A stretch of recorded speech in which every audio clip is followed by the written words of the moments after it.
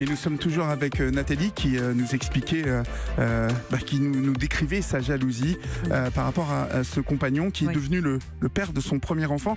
Nathalie, vous étiez en train de dire que cet homme, au bout d'un moment, prenait son téléphone 24 heures sur 24 avec lui. Qu'est-ce qui motivait ce comportement ? Je ne savais pas, au début, je ne savais pas du tout pourquoi, du jour au lendemain, alors qu'il oubliait son téléphone souvent avant, donc il n'en prenait même pas, il regardait ses messages, il ne regardait pas, et du jour au lendemain, il le conservait 24 sur 24, la nuit, il éteignait, enfin bref.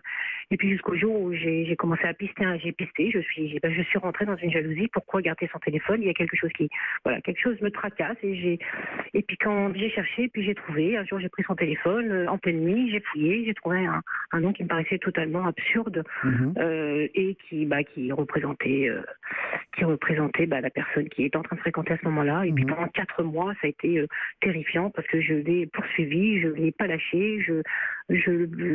où il allait, il fallait que je sois, il fallait que je comprenne, est-ce qu'il y a quelqu'un, est-ce qu'il n'y a pas quelqu'un, et ce fameux nom un peu curieux sur son téléphone. Un jour, j'ai envoyé un message, et puis ce message a été clair, net et précis. C'était bien une femme derrière, puisqu'elle lui répondait que de toute façon, on allait s'en débarrasser, en l'occurrence moi. Est-ce que vous pensez que cette liaison a finalement trouvé sa fin bien avant justement cet épisode, lorsque vous envoyez ce texto à cette femme? Est-ce que vous estimez, avec du recul maintenant, que votre comportement jaloux a mis fin à cette relation? Disons que lorsque j'ai pris conscience qu'il y avait quelqu'un d'autre, si je n'avais pas insisté, si je n'avais pas eu ce comportement vraiment de l'agressivité, parce que j'étais convaincue qu'il y avait quelqu'un, peut-être qu'il aurait, peut-être que ça serait passé, peut-être qu'il aurait vécu cette relation quelque temps et que ça se serait arrêté, mais non, le fait d'avoir été agressif, d'avoir été sur lui sans cesse, de lui imposer des choses, de lui prendre son téléphone, de chercher à l'intérieur, je pense que ça a déclenché effectivement Est-ce que vous aviez déjà fouillé dans son téléphone avant? Est-ce que c'était...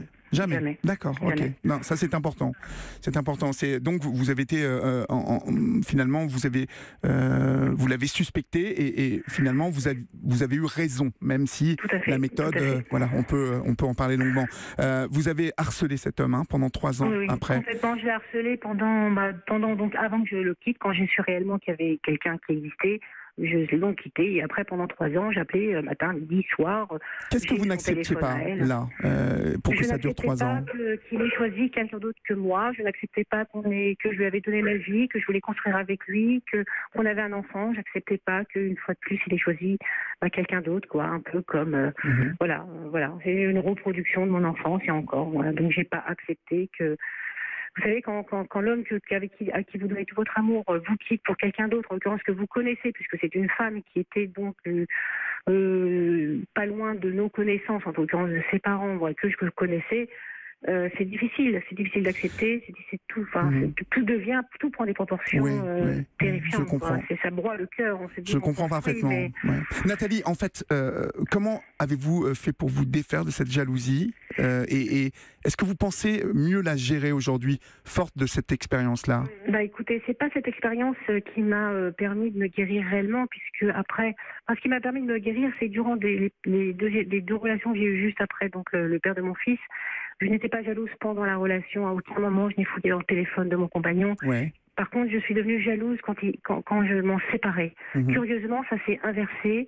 Alors, je les ai quittés ou ils m'ont quitté, mais si ce n'est que la jalousie est intervenue après, parce que ces hommes re-rencontraient des femmes, et je devenais jalouse de ces femmes. Parce qu'une fois de plus, je les quittais peut-être ou ils me quittaient, mais ils repartaient avec d'autres femmes, et donc, une fois de plus, ils choisissaient d'autres femmes. Et donc, la jalousie se mettait en route quand j'apprenais qu'ils avaient eu d'autres relations ou qu'ils étaient en train d'entretenir une autre relation. Et la jalousie devenait... c'était terrible parce que c'était pareil. Je faisais tout pour récupérer un numéro de téléphone, une adresse, un nom, et puis je harcelais. Si c'était pas lui, c'était elle. Et puis les deux relations qui ont suivi le père de mon fils ont été terrifiantes, mais après la relation. Mais une jalousie à ne plus manger, à ne plus vivre, à ne penser jour et nuit, à les imaginer dans mon lieu d'habitation. C'était ça a duré à chaque fois 2-3 ans. Enfin, bon, mais aujourd'hui vous allez mieux, Nathalie, et c'est ce qui compte. Merci 1000 fois pour votre témoignage.